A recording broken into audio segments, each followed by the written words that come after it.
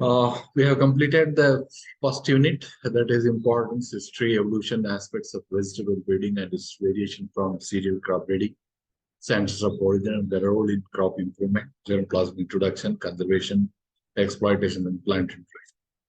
So let us begin discussing on unit 2, that is the breeding systems, and then methods of breeding, pair selection procedure, few line selection, breeding methods to handle segregating generations like pedigree, bulk methods, breeding, backcross breeding, and modifications to all these aim to improvement of vegetable crops.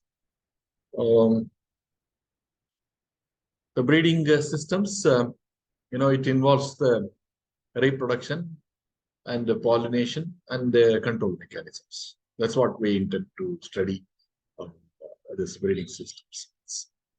So the reproduction, it's of two types. So one is sexual reproduction, where male and female gamete formation involving meiosis, and after that the fertilization take place. Then I got asexual reproduction. It's two types are there, like the vegetative reproduction and then apomixis. So vegetative reproduction like tubers, the stem tuber, potato, and root tuber, sweet potato, example, bulbs also. Asexual part means other than sexual parts involved in reproduction. Onion and garlic bulbs, stem cuttings, tapioca, sweet potato, drumstick, then root suckers, curry leaf, blue water check. All this that where the sexual parts they are not. There is second type of apomixis. This is also referred as asexual method of reproduction, because here the difference between vegetative reproduction and apomixis is vegetative reproduction, no sexual parts will take role in reproduction, whereas in apomixis, sexual parts take a role in reproduction, but without fertilization. So fertilization is not going to happen, but yes, reproduction with the involvement of the sexual parts. And if you just look at the sexual reproduction, specifically the female gametogenesis is there, and then that is megagametogenesis, and then male gametogenesis, that is micro gametogenesis. This female gametogenesis, at the end, this is the flower structure. What you can see, there are the pistil tissue part, like the stigma is there.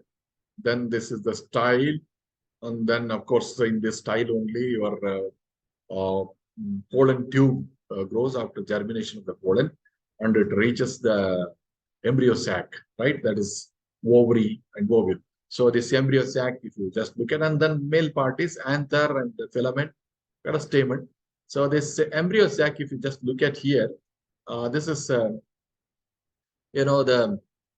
matured embryo sac of many of these highly evolved crop plants. You have got 8 nuclei in this embryo sac, which cell also you can refer it as antipodal cells, and then polar nuclei, these two, and then egg cell, and then synergids, right? So this is what you could see in sexual reproduction. When you find the male gametogenesis, that is the male part where the stamen, where filament and anther, you say. In the anther you have got the pollen sacs, and pollens one, so they are matured, they are released. Where the male gametogenesis takes place, or microgametogenesis, you can say. The pollen, it's the male gamete. Pollen germination, right? That is the process where the mature pollen or fully developed male gamete will undergo a lot of changes. So when the pollen germination takes place on the stigmatic surface, nuclei divides into tube nucleus and the generative nucleus, where the generative nucleus forms the generative cell, which swims in the vegetative cell called tube cell. That is the entire stylar length that tube will be there. In that, these generative nuclei will swim. So it is guided by tube nucleus only. Then that's pollen, after germination, there are, tube nuclei and the generative nuclei, tube nuclei, where, it creates the passage for the generative nuclei to enter into, reach the embryo sac. So entry of pollen sac into the ovule or embryo sac, say, that is ovary, that there are different ways by which the pollen tube enters into the embryo sac. In that, the generative nuclei, swims into. Porogamy, it's nothing but through micropylar end, the opening. Lily is the example. And then mesogamy through integuments. In cucurbits it happens. And chalizogamy, that's nothing but through chalizal end, this this pollen tube enters into embryo sac. So, okay, whatever the way it reaches, but yes, generative nucleus is actually having the role, whereas the vegetative nuclear tube cell, whatever you are saying, that is only giving the passes. Generative nuclei, when it enters, the time it enters the embryo sac, it divides into two male gametes there. It's just a mitosis. After that, once the meiosis is there, any number of the gametes are produced. It is through mitosis only. So it divides into two male gametes, and you have seen the matured embryo sac. How many gametic cells are there? There's a process. Normally you have studied this. The double fertilization they call. The first fertilization is union of male gamete with the egg cell, right? Which is stationed between the two synergies. Then second fertilization is union of another male gamete. That are two male gametes. One male gamete unites with the egg cell, and another male gamete unites another, with the polar nuclei, right? That's the food tissue. So if you just look at this second fertilization where you are looking at, it's going to be a triple fusion. Because the union of one male gamete and two polar nuclei. So this is two diploid. Two haploids means it is a diploid. And then this male gamete one, right? That is one more haploid. So totally it becomes a triploid. So resulting in the triploid cell, the endosperm, right? The food tissue for the developing embryo. Yeah. The mature embryo sac with the 8 nuclei, if you see, is the antipodal cells.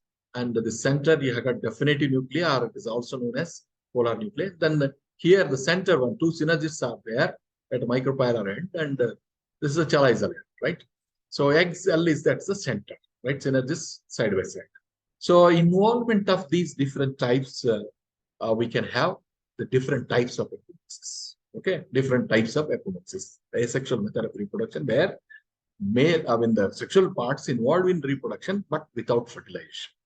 So apogamy is the one type of apomixis. Embryo sac, the embryo develops from the gametic cell of an embryo sac other than egg cell. So egg cell involved, that is clearly a sexual reproduction. Where other than egg cell is involved, that embryo sac, right, when the 8 nuclei are there, the embryo means it's a miniature plant, right? This having all the structural and growth components which can give rise to a new individual. So embryo. So embryo develops from the gametic cell of an embryo sac other than egg cell. So any cell it can, other than egg cell. So this is reported in onion. Replied apogamy is reported. So that is apogamy. Remember here, no union of male and female gametes. Straight away that cell, right? Other than egg cell, any gamete in the embryo sac develops into embryo. Embryo is nothing but a miniature plant, so which can completely give rise to a new individual. So this is apogamy. Then you have got polyembryony. More than one embryo develops from the nuclear integuments of chalizal cells. That means these are also sexual part only. The flower, entire part of flower, if you say, that is, the sexual parts, but no fertilization. So they are true to type, polyembryonic, right? One sexual embryo, when it comes after union, that is, different. Other than that, any the shoots are arising from the integument, nuclear integuments. It's surrounding this embryo sac, right? That is nothing but a polyembryony. Then I got one more, parthenogenesis. We said it apogamy other than egg cell, but if egg cell itself is involved, parthenogenesis. Embryo develops from unfertilized egg cell. It's a central one egg cell.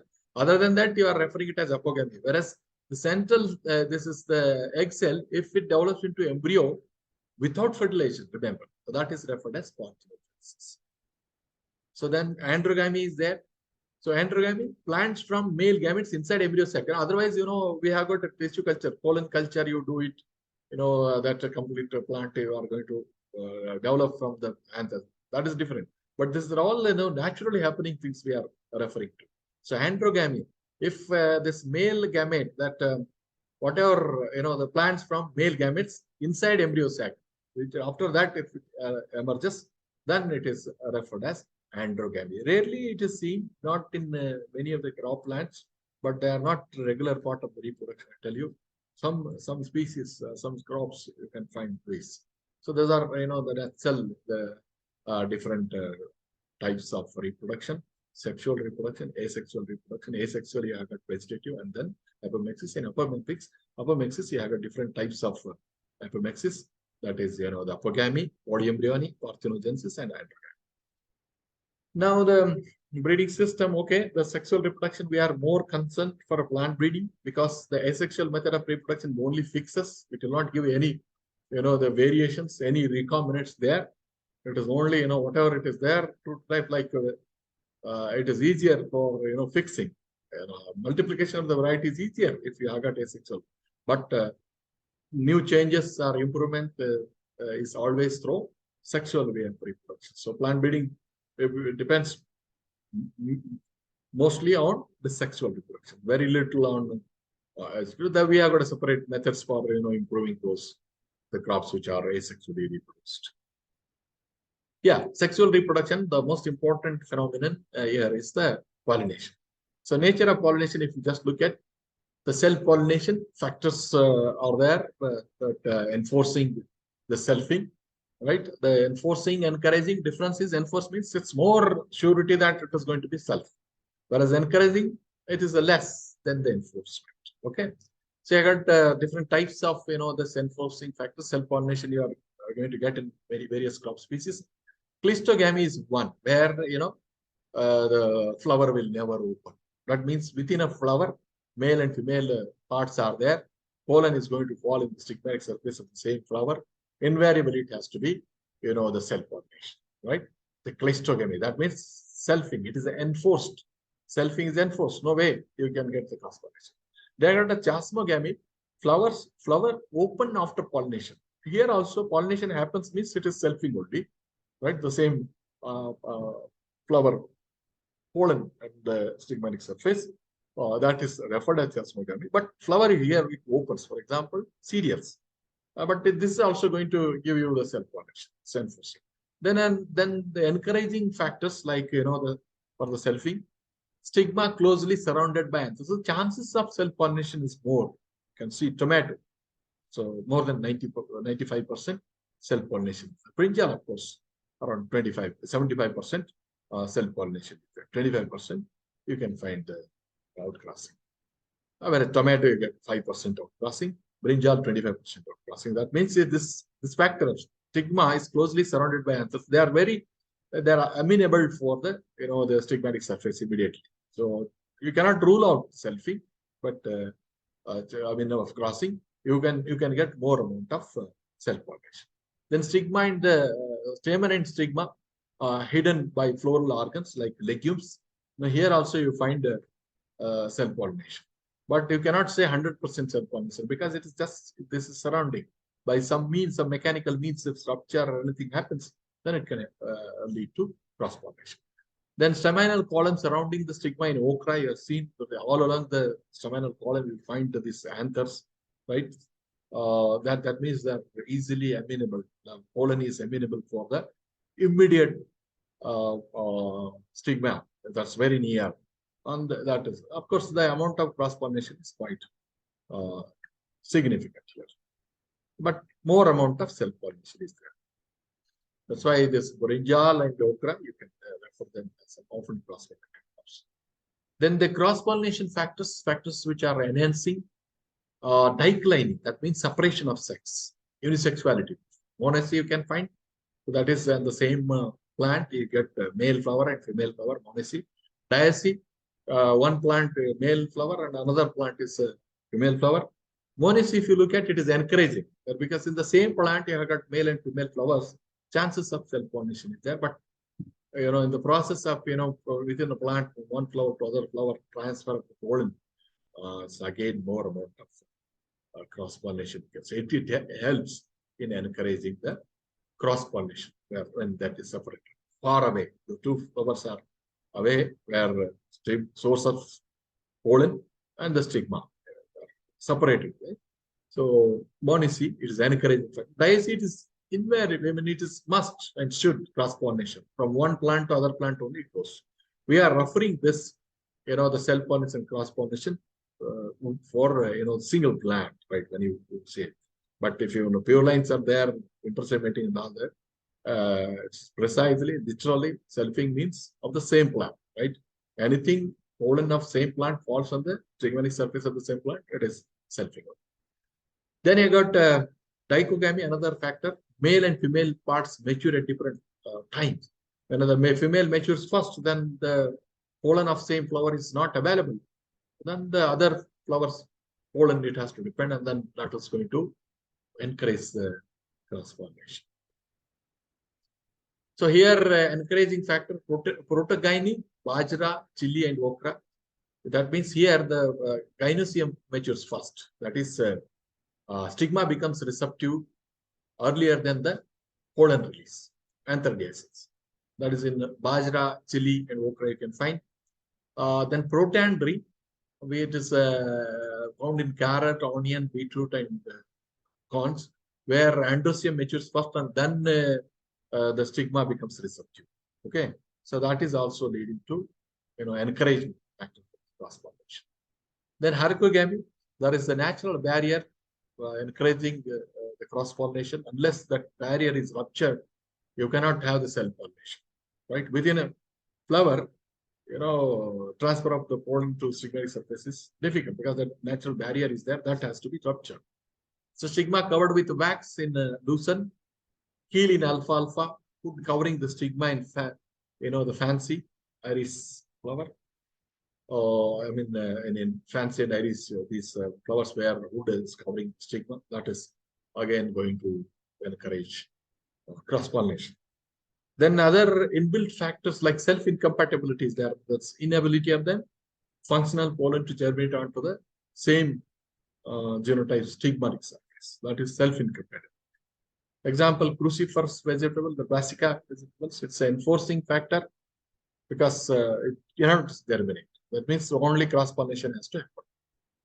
Then, here also if that self-incompatibility breaks, then it leads to self-pollination. Sometimes you may get confused. It's enforcing that should not be. But if that mechanism of incompatibility breaks, then self-incompatibility. There are various ways of breaking that. Then you got a heterostyle in brinjal, that position of the stigma and these anthers. It is varying.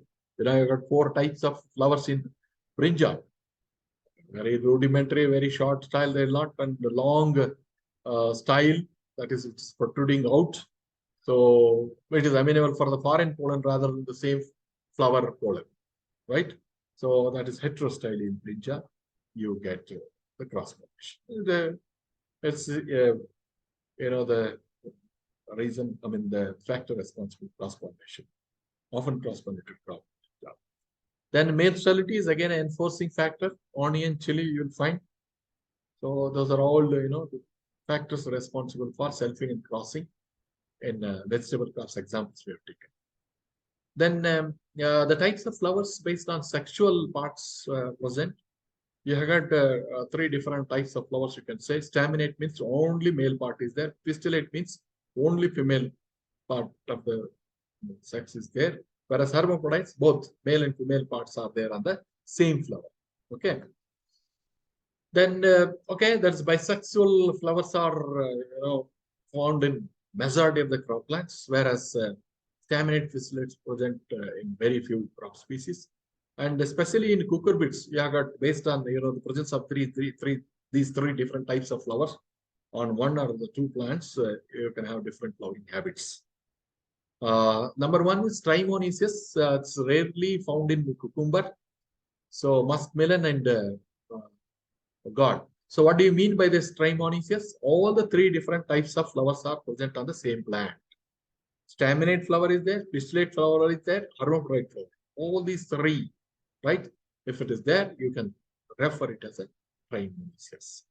Then monoecious. In general, staminate, of course, staminate and pistillate flowers are there on the same plant. In general, the staminate first and then the pistillate flowers. So first male flowers will appear and then follows the female flowers. Example predominantly found in ash gourd, bitter gourd, bottle gourd, cucumber, muskmelon, pumpkin, ridge gourd, watermelon. So monoecious is there. Then androecious. It is predominant in muskmelon and rare in watermelon, ridge gourd, and cucumber. So what do you mean by this androecious? It is only the male. Okay. Androecious, only the male, that's only staminate flowers are bearing in that particular plant. Okay, that is referred as androecious. Then you have got andromonoecious, the plant bearing staminate and hermaphrodite. So that is andromonoecious. Right, andromonoecious. And the trimonoecious also you can refer. It is, gynandromonoecious, right? Trimonoecious. You can also refer. So andromonoecious, one hand, on the same plant, you have got staminate flower and also hermaphrodite. The gynoecious, that means plants bearing only pistillate flowers. Just like androecious, plants bearing only staminate flowers. Here gynoecious, plants bearing only pistillate flowers. Then the gynomonoecious. Okay. Here it is, plant bearing pistillate and hermaphrodite flowers. Pistillate and hermaphrodite. So the female flower and then the bisexual is there on the same plant. Then hermaphrodite, which is very commonly found, the plant bearing only hermaphrodite flowers. Almost all the vegetables you find hermaphrodite, right? Then you have got the dioece. Dioece, when you want to refer, you have to take two plants together and then explain, right? So dioece, common in Coccinia indica, Trichosanthes dioica, asparagus, beetroot, spinach, and dioscorea. So that means one plant bears male flower and another plant bears female flower. That is referred as dioece. Then the rare forms appear and generally artificially synthesized in vegetables. And these three different forms, you have to consider two plants and then only you can explain. Gynomonodioecious, right? Gynomonodioecious meaning plants with female flower and other plant with male and female flower. One plant, female flower, and another plant, it is monoecious, right? Male and female flower. One is gynoecious and another is monoecious. So gynomonodioecious. So two plants you are taking. That's why gynomonodioecious. Then gynodioecious. One plant with female flower and other plant with hermaphrodite. This is known as gynodioecious. So it's artificially synthesized in buffalo. Then androdioecious. One plant, a male flower, and other plant with the hermaphrodite flowers, artificially synthesized. In cucumber, of course, cucumber, the genetic sex expression study, all these forms of, the flowering habits. Androdioecious, one plant, male flower, and another plant, the hermaphrodite. Okay, so these are the types of the flowering habits, especially found in cucurbits and other also. Then the self-incompatibility, we took how this is going to influence the cross-pollination. Let us just throw some light on this. What is self-incompatibility? Inability of a functional pollen to set seed after self-pollination. It favors outcrossing. Brassica oleracea, then radish, sweet potato, beetroot, we will find this self. So self-incompatibility can be of two types. One is homomorphic system and another is heteromorphic system. Homomorphic system, again, you have got two types. What is that homomorphic and heteromorphic? Homomorphic means morphologically flowers are same, alike. There is no difference. Morphologically, you cannot differentiate flowers. Whereas heteromorphic means morphologically, you can distinguish the flowers. There are two different types of flowers like that. Yeah, homomorphic system. There are two types of it. One is the gametophytic, another is sporophytic. So gametophytic self-incompatibility, it is controlled by the haploid pollen grain and diploid pistil tissue. right? Haploid pollen grain and diploid pistil tissue. The interaction is between the pollen independent. That's a male gamete, right? Male gamete. Its interaction with the diploid pistil tissue means, the pistil tissue. It is not individual ovule. It is going to, or the gamete it is going to distinguish. The entire female part is. So that is going to interact with the pollen independently. It is, remember how it is devoid of sporophytic incompatibility. In case of sporophytic incompatibility, pollen from which plant it has come, that plant genotype is going to have the interaction. That's the difference. Of course, genetic system is there. Single gene with multiple allelic system is there. So meaning that it is now the recognition of alleles is important here. So this is the gametophytic self-incompatibility. Reaction is now you just look at here the S1, S2 kind of the plant is there. It is producing one gamete is of S1 type. That means one gamete is S1 allele it is carrying, another gamete is carrying S2 allele. Then the pistil tissue, if you see, this is S1, S2 together, right? Now, so the interaction is between, what is that rule? The alleles are matching. The alleles are matching, then the pollen will not germinate. Okay, pollen will not. Now, S1 comes, yes, in a pistil tissue, S1 and S2 both are there. That's why it is not germinate. S2 comes, yes, S2 is there, it will not germinate. S1 is there, it will not germinate. Now, if you get the pollen from the other plant where its genotype is S3, S4. Okay. From S3, S4 plant, these two different types of gametes are produced. One gamete is of S3 allele and another gamete is having S4 allele. Now, on the same plant, that's S1, S2, if you put it. So, there is no matching allele, S3 is going to germinate. There is no matching allele, S4 is also going to germinate. If you take the one more, plant, which is having the genotype of S1 and S3, which is producing one type of gamete where it is carrying the S1 allele and another gamete is producing S3 allele. Now, S1, if you just look at here, S1 is matching, there is a matching allele, S1 will not germinate. Whereas S3, there is no matching allele here and S3 germinates. So, this is the reaction, the result of the self-incompatibility. What kind of pollen is there, it's going to matter. Not that from which plant that pollen has come. Okay, that's the difference. And yes, this found in the wild species of Solanum, tomato, you will find this gametophytic self-incompatibility. The second type of homomorphic self-incompatibility is sporophytic self-incompatibility. It's controlled by genotype of the plant on which the pollen is produced and not by the genotype of the pollen as such. It was first reported in Hughes and Babcock in 1950 in Crepis foetida. And of course, we have got in cabbage, the Brassica family members who find this sporophytic self-incompatibility. So let us explain it, how this is going to happen. Similarly here, the pistil tissue is S1, S2, and you are getting the pollen from the genotype which is producing S1 and S2, S1 type of male gamete and S2 allele carrying male gamete. So both will not germinate here because matching allele is there, it will not germinate here. And now if you get a pollen from S1, S4 plant, right? So S1, it is matching. S4, why? This is also not, there is no matching, but it is not going to germinate. So this is because it is a sporophytic, meaning the leader, there is like multiple allelic system. S1 is dominant over S2, S2 is dominant over S3, S3 is dominant over S4, like that it goes. Now here, S1 allele is dominant here.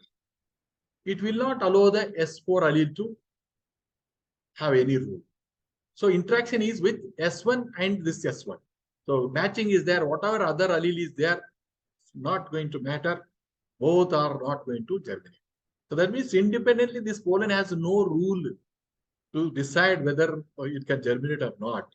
So that means the pollen on which the plant is produced, that plant genotype is going to matter here. So S1 and S1 matching, S1 and S1 matching. Whereas if you take another There is one more plant, S2 and S3, where S2 is dominant over S3. Pollen of S2, right? S2, S3 genotype. S2, it is going to be, the deciding factor here because it's dominant over S3. And here the female pistil tissue, S1, S2. Here it is S1 is the decider. It will suppress the action of S2. So now the interaction between S1 and S2, there is no matching allele, the deciders. So S2 also germinate. Although you have got here matching allele, S2 germinates. S3 of course germinates. Okay. So this is how the sporophytic and gametophytic sulfate compatibility is, distinguished. The not germination and the germination, and then the dominance is there. S1 is dominant over S2, S2 is dominant over S3, S3 is dominant over S4, like that. So multiple allele system influenced by, of course, here some kind of environmental interaction is there. I told you how this self-incompatibility breaks. That is a different type, different thing. Example in radish, cauliflower, cabbage, kale, Brussels sprout. This is formed. Okay. Then we said it one more type, heteromorphic self-incompatibility. Flowers are morphologically different. Example, primula and sweet potato. Morphologically, there are two types of flowers. One is pin-type flower and another is thumb. So pin-type flower, morphologically, you see, long style is there and short stamen is there. So genotype, small ss, recessively. Whereas thumb type, short style and long stem, right? Long stem. So that means this is heterozygous, naturally. So only compatible mating is between pin and thumb. No pin and pin, no thumb and thumb, right? So compatibility is governed by the sporophyte. Yeah, the capital S means it's a dominant allele, small s means it's a recessive allele. So that is going to. So compatibility, if you see pin into thumb, if you get, it is going to produce S. Pin is going to produce SS, two gametes of two S-type alleles only. I mean, it's only S-type, S allele carrying, small recessive allele carrying gametes only. Whereas the thumb produces two different types of alleles, right? I mean, gametes. One is carrying dominant allele and another is carrying recessive allele. So it results into, the gametes, this is one type of gamete, is two S and S together, it is a heterozygous, and is small s, it is homozygous. So 1:1 ratio you will get in the process of reproduction, pollen formation, ovule, and the fertilization resulting into again pin and thumb, right? If you take the thumb and pin, that means the sexes are interchanged, male to female, female to male. Same thing is going to happen. This is going to produce two different types of gametes. This is going to produce only one type of gamete. Now again resulting into capital S, small s, heterozygous. Small s, small s, homozygous ratio. So this is thumb, pin. So it's any amount. There is no question of selfing. There is pin into pin, not compatible. Thumb into thumb, not compatible. So it's only it is maintained in heterozygous condition. A homozygous recessive only it is existing. Homozygous dominant is not existing yet. So that is heteromorphic morphological. You can see. Sweet potato is an example, right? You can find primula and sweet potato. Yeah. Then male sterility is another phenomenon which is influencing the cell pollination and cross pollination to happen or not. So male sterility is characterized by non-functional pollen grains. Pollen is not functional, whereas self-incompatibility, pollen is fertile but not able to germinate because of that, the compatibility reason. That is, some chemicals are secreted on the stigmatic surface and it's not allowing the pollen to germinate. To recognize what genotype it is there. But whereas in case of male sterility, it is the male pollen is not functional. Structural male sterility is, again, different types. When you say it's entire types, take into account. Structural male sterility, stamenless. Stamen itself is not there. Whole part is not there. Functional male sterility is also there. Notice where the pollen grains are fertile, but anther fail to dehisce. Right? It is different from your self-incompatibility. So anthers will not dehisce. That's it. Pollens will be inside only. Although the pollens are functional, but they are not able to pollinate or fall into the stigmatic surface. It results into male sterility. That is specifically referred as functional male sterility. Right? So anther is not dehiscing, and you are not getting the selfing there. Selfing cannot occur here because naturally anthers are not dehiscing. Only for another plant, pollen only has to come here to fertilize. So it enhances the cross pollination and avoids the self pollination, rather forcement only you can say. So non-functional pollen grains, that is the sterile, true male sterility. That's sterile pollen grains, or it may be absence of the pollen. Pollen grains are not there. Even pollen grains are there, they are sterile, right? They are not going to extend. They are not going to have a living material in that. So Jones and Amsweller in 1937 first reported the male sterility in onion, variety Italian red, propagated by bulb. Right, male sterility is there. Yes, it can sustain because it's being propagated by bulbs. Yeah, that's true male sterility. That is, divide of your functional male sterility. Mainly three types. One is genic male sterility. Then another is cytoplasmic male sterility. Where a third is the genic cytoplasmic sterility. So genic male sterility, it's controlled by nuclear genes. Cytoplasmic male sterility is controlled by cytoplasmic genes. Genic cytoplasmic male sterility is controlled by both nuclear and cytoplasmic genes. So that is what, and the details of this male sterility, self-incompatibility, we can discuss when we discuss on heterosis breeding, exploitation of heterosis, that is, seed production system.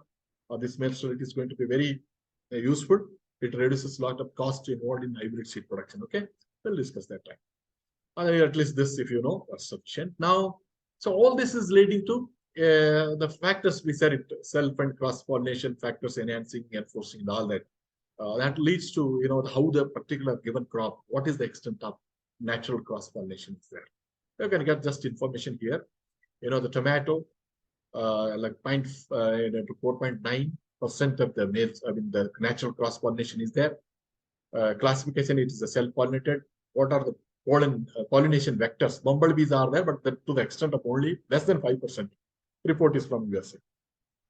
Brinjal heterostyle is there, 0.2 to 46.8% cross-pollination, natural cross-pollination. There are often cross-pollinated crop you can call. Insect and wind both.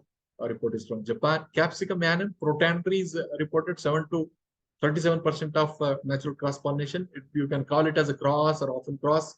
Honeybees and thrips are responsible. USA report. But I got one more report from India, 58 to 68% cross-pollination, natural cross-pollination. You can refer it as a cross-pollinated crop rather than often cross-pollinated. Precisely, again in the capsicum annuum, the sweet potato, the sweet pepper and hot pepper. Hot pepper is cross-pollinated. Sweet pepper, because of the evolution, but has evolved into a self-pollinated, less amount, up to maximum of 10%. Again, the pendant and erect flowering habit, right? Drooping down or erecting. All that is going to decide influence on the extent of natural cross-pollination. So the potato, 0 to 20%, often cross-pollinated it is referred, and the bumblebees, Scotland is country where it is reported. Cowpea, so natural cross-pollination 1, self-pollinated crop, bumblebees, USA. Cluster bean, 1 to 4.4%, self-pollinated, bees, USA. Broad bean, 0 to 46%. This is one exception in legumes, right? Self, even it's cross-pollinated crop, India report. French bean, 6 to 10% self-pollinated. Lima bean, 0 to 0.53% self-pollinated. Soya bean, 0.07 to 0.18 self-pollinated. A report from USA. Celery, 47 to 87% cross-pollinated, USA. Okra, protogamy, 0.34 to 27.3, often cross-pollinated. Sweet potato, self-incompatibility is the responsible factor for this amount of cross-pollination. 2.21 to 56.41 is a cross-pollinated crop. Then spinach, carrot, radish, cauliflower, cabbage, onion, muskmelon, cucumber. You can just make a note of this and what are the factors, mainly responsible. That will help you to handle. If you know the extent of selfing, help and cross-pollination, what are the factors involved, it is easier for the plant breeder to manipulate, right? Every aspect is, plant breeding method involves the selfing and cross-pollination.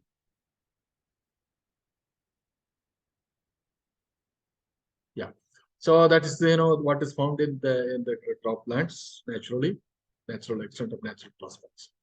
So all this again, the seed production is going to influence the extent of self and cross-pollination. Isolation distance, you put it based on the extent of outcrossing. This isolation distance you have to decide. 0 to 10% outcrossing is there, 100 to 150 meters. 11 to 25% outcrossing is there, 200 to 300 meter. 25 to 50% is 300 to 500 meters. And 50 to 75% is 500 to 1000 meters. And then 75 to 100%, it's 100 meters. So ultimately, how to avoid the mixtures. So for that, again, this is varying from crop to crop, and within a crop, even season to season also variation you can find the extent of. So this is the broad guideline, and there is a notification for the crop for every crop for seed production. What should be the isolation distance? Now it is, as per that you have to follow. So now ultimately, okay, that is for seed production.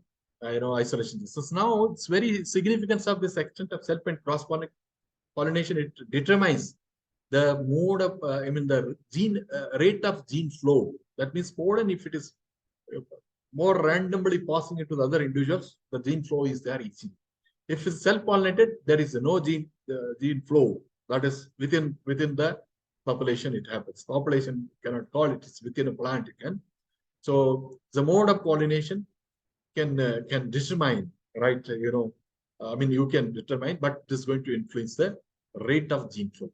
Self-pollinated crops, there is no gene flow from one set to other set of genotypes, one type of genotype to other type. It is within only it is possible. Whereas cross-pollinated, gene flow is easy. Easy mixture, recombinations, better. Always, it is important for a crop breeding. Of course, the maintenance. The self-pollination is important. Both you have to have, the balanced way of handling. Now, the mode of pollination, if sometimes you don't know how you can determine. The mode of pollination can be broadly determined by floral structure. Already we have discussed what kind of, what factor is there, how the flower is morphologically, whether it is self or cross, you can decide. Then the inbreeding depression. If you self and see, right, there is a loss of vigor, then you can say it is a cross pollination. If there is no loss of vigor, it can be referred as self. But you remember some exceptions are there, like cucurbits. There are inbreeding depression is nil. Pearl millet also, it is nil. Less. So you don't get confused. But by and large, inbreeding depression also can help you to determine whether the crop is self-pollinated or cross. Then bagging and seed set. You just bag the flower and observe for seed set. It can detect the cross-pollination in absence of a seed set. If there is no seed set, if you bag, means unless the foreign pollen comes here, the seed set will not be there. If it is a self-pollinated, yes, set. If seed setting is there, self-pollinated. If seed setting is not there, you can decide that yes, it is a cross. So self-incompatibility, mate sterility, and other mechanisms lead to no seed set or on white type. Then you can also study the extent of self and cross-pollination by means of isolation. Single plant, you keep it raised in isolation. If normal seed setting is incidence, self-pollination. While erratic or no seed set means the flower need pollen from other sources and hence can be cross-pollinated. Emasculate and emasculate few flowers and leaving the rest intact. If seed set in the emasculated flower, then suggest cross-pollination. And if no seed set in these flowers, then it is self-pollinated. Okay. So this is how you can just isolation and just observing the flowers also can help you to know that whether it's self-pollinated or cross. If you bag and if the seed set is the seed set in emasculated flower, meaning that automatically other plants pollen is coming and it is pollinating, and you can decide yes, it is the cross pollinated. If no seed set, if you if you emasculate and wait, no seed set, meaning the only self pollination can happen, cross pollination is not happening in this, right? So if seed set in an emasculated flower, then suggest cross pollination. And if no seed set in these flowers, then it is self-pollinated.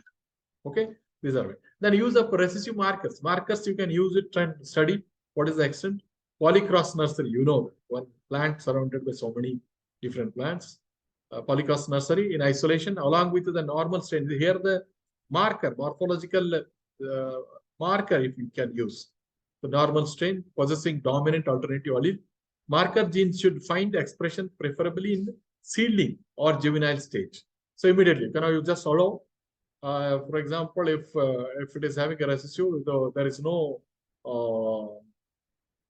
red pigment on the leaves. One plant, we are collecting the seeds and surrounded by the plants which are having the pigmented. This pigmented is having the dominant, whereas no pigment or a green one, it is residue. You collect the seeds from that plant, and if you raise it in the nursery, how many seedlings you are going to get, red with red pigment, meaning there's cross pollination has happened, right? You can determine using the residue markers. Then, okay, that's how you can determine whether it's self or cross pollinated. Rate of gene flow I was referring to, depending on the magnitude of pollination, how easily the genes are flowing from one individual to other. Factor to be considered: distance from other genotypes, population size and density, right? How the gene flow is happening. Wind direction is nothing but the pollen, how is it transferring from one individual to other individual. That is the gene flow, right? It's carrying, pollen is carrying the genes, right? So that's wind direction, the pollen is. Synchrony of flowering, the way what time these pollens are released. If same time is there, okay, easy, gene flow. Otherwise, then the foraging habits of bees when pollination due to bee insects. Bees, what time they are visiting, from which place they are visiting, what direction they are moving, foraging habit. It's very complex. Yes, it can determine the gene flow. Then environmental factors such as temperature, relativity, all that is going to influence your, the selfing and crossing. So as the transfer of the pollen to one plant to other plant. Is specific to varieties, generalization becomes difficult. You have to be close, you have to keep close watch on this, the gene flow, meaning, the extent of self and cross pollination. What are the factors influencing the gene flow? Then you can at least bring out some features of that particular species or in even variety. So floral biology of vegetable crops, for this, it's very important. Study of the flowers, which include opening of flower, anthesis, dehiscence, right? So anthesis means opening of flower.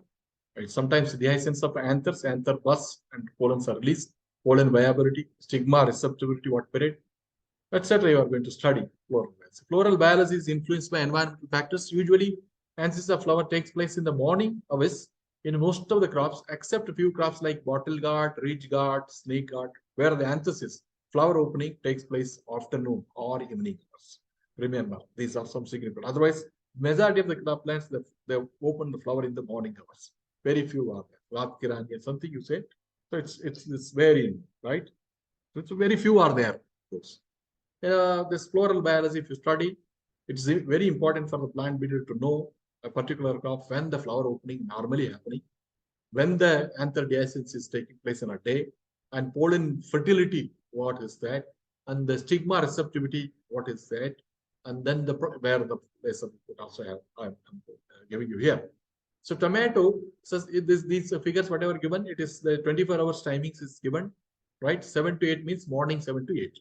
Dehiscence means morning 9 to 11. 0 pollen fertility means on the day of anthesis, the pollens are fertile. Whereas stigma receptivity, 16 hours before to on the day of anthesis. One day the anthesis, it is going to be the stigma receptivity will be there. Potato, morning 5 to 6 anther flower opening.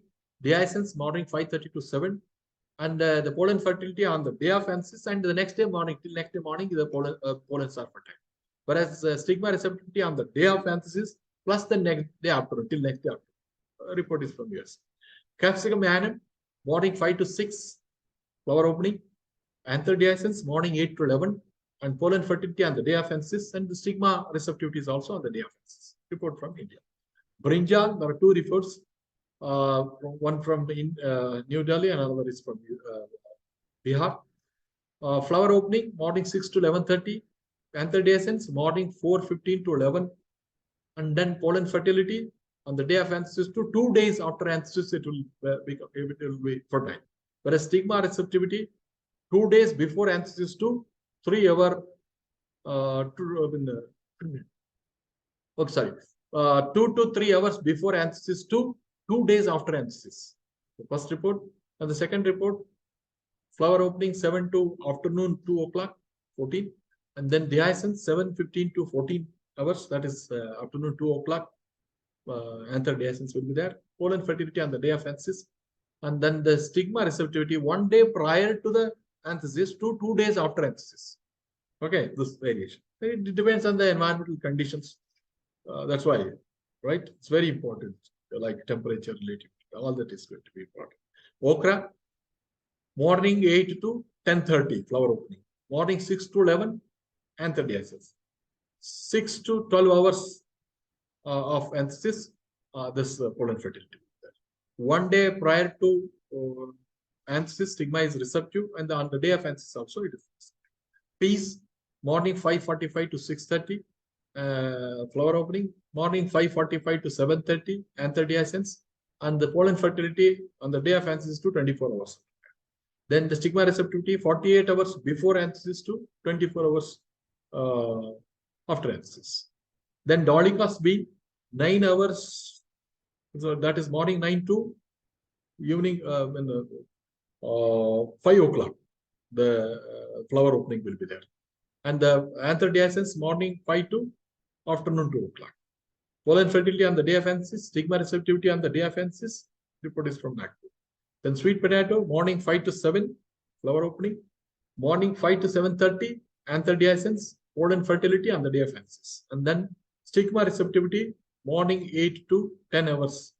It's during the fall season, and the morning 6 to 9 hours for spring season. It's varying even in this season. Onion,